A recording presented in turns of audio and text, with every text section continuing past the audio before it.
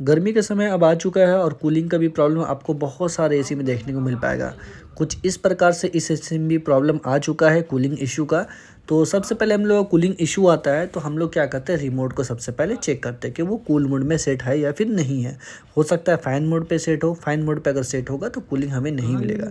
लेकिन इस सिचुएशन में क्या था कि कूलिंग हमारा यहाँ पर आ रहा था, लेकिन हल्का कूलिंग, बहुत ज़्यादा कूलिंग नहीं पता चल पा रहा था, जिसके वजह से हम लोगों को यहाँ पे ऑडियो यूनिट के पास जाना बिल्कुल ज़रूरी था। क्योंकि ऑडियो यूनिट के पास जाने के बाद ही हम लोगों को बाकी का कंडीशन समझ में आ पाएगा। अगर आप एक टेक्नीशियन हैं तो आप लोगों को भी ऑडियो यूनिट पे जा करके बाकी का चीज़ को भी चेक करना होता है, आप लोगों को पता ही होगा। तो यहाँ पर हम लोगों का ऑडियो यूनिट यहाँ पे लगा हुआ था, देख सकते हैं इस जगह पे।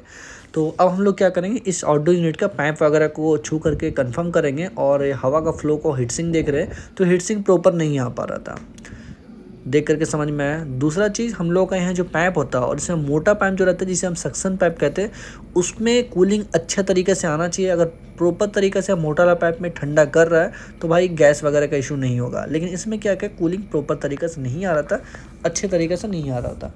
लेकिन इसका मतलब ये नहीं कि इसमें गैस लीकेज है, दूसरा कंडीशन भी हो सकता है। तो उसके बाद हम लोग नेक्स्ट चीज़ चेक की इसका कंडेंसर। काफ़ी समय से अगर एसी हमारा रनिंग करता है तो हो सकता है कंडेंसर में गंदगी बहुत ज़्यादा होता है, जिसके वजह से क्या होता है, कंप्रेसर ओवर हीट होकर ट्रिप भी करता है।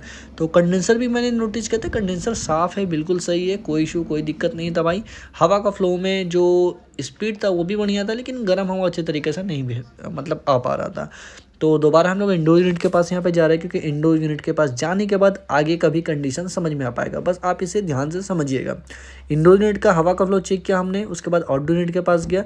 अब हम लोग इंडोर यूनिट से प्रॉब्लम को सॉल्व करेंगे। तो सबसे पहले हम लोग देख सकते हैं यहाँ पर ऊपर का लॉक को ओपन कर रहे हैं और अंदर कंडीशन को देखेंगे। कंडीशन देखने के बाद ही समझ में आ पाएगा।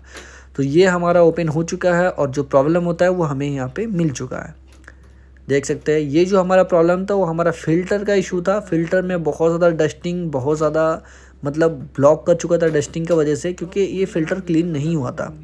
लास्ट ईयर ये चला था एसी, और लास्ट ईयर चलने के बाद क्या हुआ था, ये एसी बंद हो चुका था।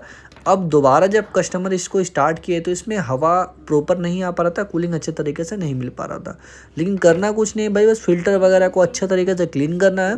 क्लीन करने के बाद जब इसको हम दोबारा लगाएंगे तो हवा का फ्लो भी तेज़ होगा। ऐसे नॉर्मली फ़िल्टर को जब हमने निकाला तो हवा का फ्लो तेज़ हो गया था, कस्टमर देख करके समझ गया कि इसका हवा का फ्लो तेज़ हो गया। और ऑडियो यूनिट पे कुछ अलग सा बोल रहे थे, साउंड आ रहा था, वो भी साउंड है हमारा बंद हो चुका है। तो कभी भी आपका कूलिंग वगैरह का इशू आता है, नया आप स्टार्ट करें नए सीजन में एसी को, तो भाई एक बार फ़िल्टर वगैरह को क्लीन करके मतलब सर्विसिंग करवा के ही एसी को चालू करें। जिससे क्या होगा, कूलिंग प्रॉपर मिलेगा और एसी का लाइफ भी बढ़ेगा और आपका हवा का फ्लो भी ज़्यादा से ज़्यादा देखने को मिल पाएगा। तो इसमें नॉर्मल प्रॉब्लम था, फ़िल्टर का इशू की वजह से कूलिंग का इशू हमें मिल रहा था।